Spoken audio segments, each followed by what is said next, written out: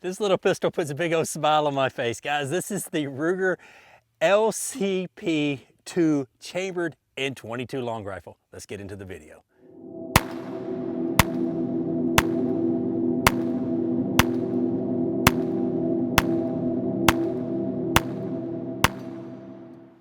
The Lcp Ii has been out for a couple of years now, previously chambered in 380, and Ruger decided it was time for them to make one in 22 long rifle.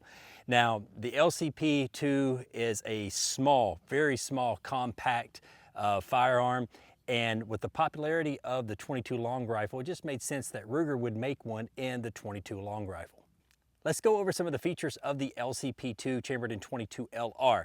Just like the 380 version, the lower here is polymer, and you do not have adjustable sights. The sights are non-adjustable, the sights are fixed.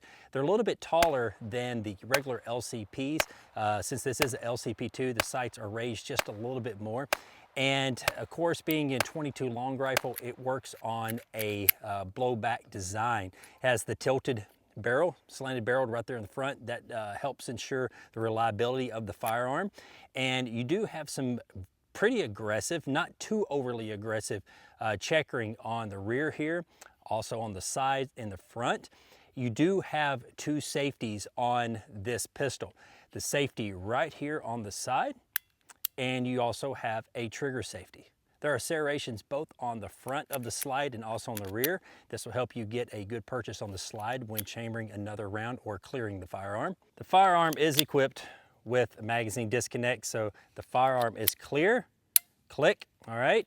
You take the magazine out, try to chamber it, the firearm will not fire. So this pistol will not fire without a magazine in it. So how many rounds do you think this little pistol will actually hold? Each magazine holds 10 rounds. There are firearms much larger than this on the market, chambered in 22 LR, that only hold 10 rounds, but this little guy holds 10 rounds in this magazine. As I mentioned before, I have put about 500 rounds through the little Lcp Ii, and I've had two malfunctions. Both of those malfunctions were, I don't believe it was the pistol's fault. I examined the rounds after I got through shooting them, or trying to shoot them, and the firing pin hit the back of the primer. Perfect. It was not a light primer strike whatsoever. The ammo just didn't go bang. If you know anything about rimfire, that's common. That's actually pretty common. But 2 rounds out of 500, that's not bad at all. In the beginning of the video, I was shooting some CCI mini mags. These are some 40 grainers, high velocity. This is what Ruger recommends out of the Lcp Ii 22 LR. We're going to try some standard velocity here in a minute, but first, let's do a little bit more shooting. Let's go for the dueling tree right here.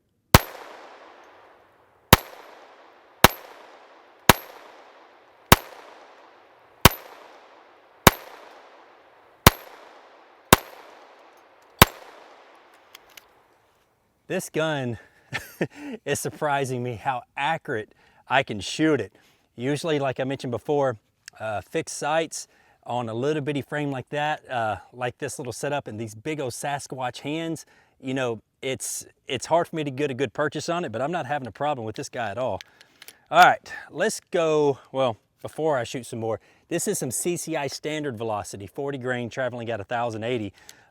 This is what is not recommended by Ruger, but we're going to see if it cycles out of this pistol. I already know the answer. I've probably put 300 rounds of standard velocity through it, but they recommend high velocity. So, all right, let's go out at 100 yards with this little bitty pistol.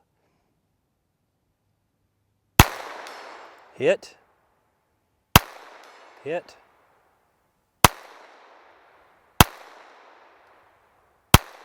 Hit.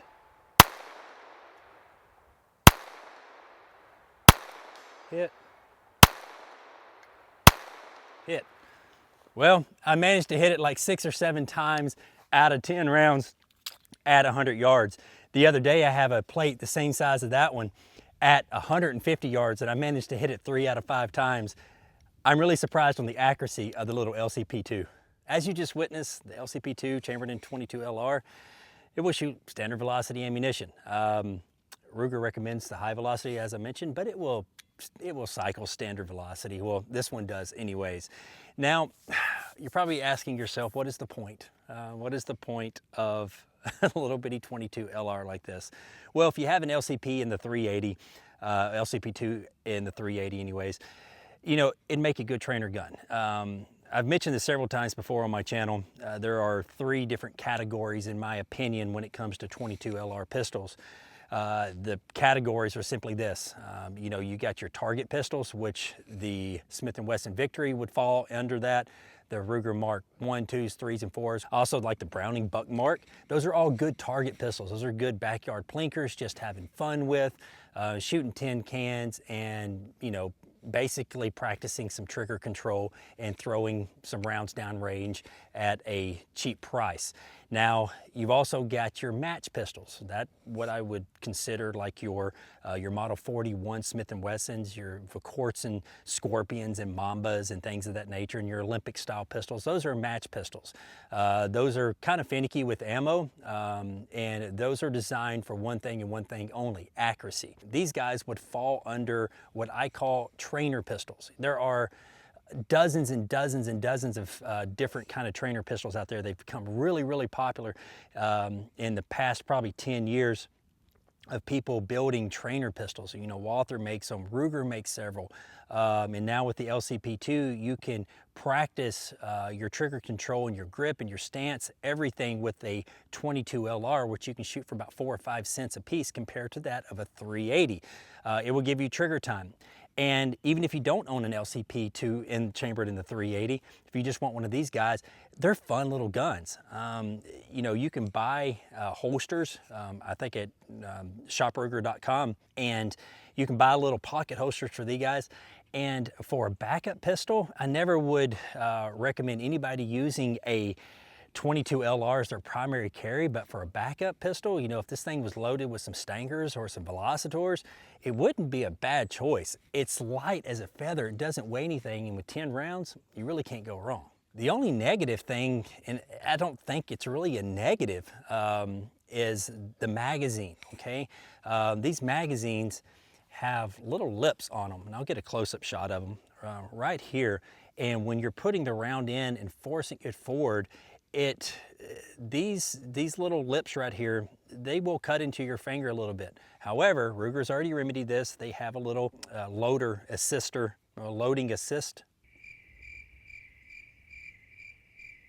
They have a little thingy that will help press down the round to help you load it into the magazine a little bit better. But other than that, the only thing that I would like to see Ruger do, you know it, is make a threaded model for this pistol. If they came out with a threaded model for this pistol, man, you talking about a perfect backpack gun. I would personally make it my kayak gun because it doesn't weigh anything, and with my little Copus suppressor that only weighs like, you know, it's not much. It's the lightest 22 can on the market. With this little setup suppressed, you talk about fun. All right, let's shoot a few more rounds here and let's close out this video. I'm gonna be shooting some standard velocity ammunition once again. All right, get my ears in good because this is not suppressed. Even though it's standard velocity ammo, it's still loud.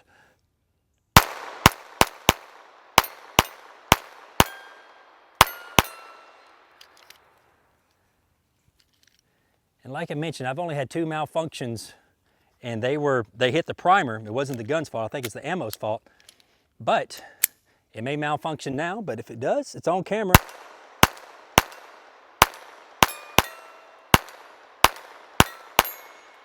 Man, this is just fun to shoot. I've got a couple little small pistols like this, chambered in 22 LR, in my safe, and I can't hit the broadside of a barn with them. All right, let's go back out at 100. Hit. Hit. Hit. Hit.